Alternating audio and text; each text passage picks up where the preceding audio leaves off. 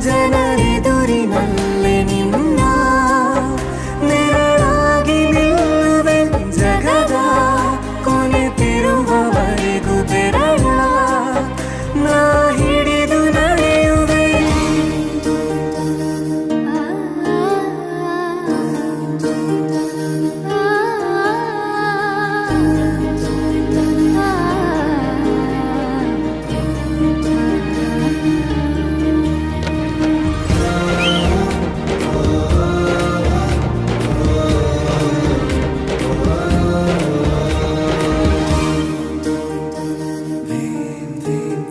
ಅತಿಯಾದರೂ ಹಿತವಾಗಿದೆ ನಿನ್ನ ನೆನಪ ಮಂಪರು, ನನ್ನ ಬಾಳಿಗೆ ವರವಾಗಿದೆ ನಿನ್ನ ಪ್ರೀತಿಯ ತುಂತುರು.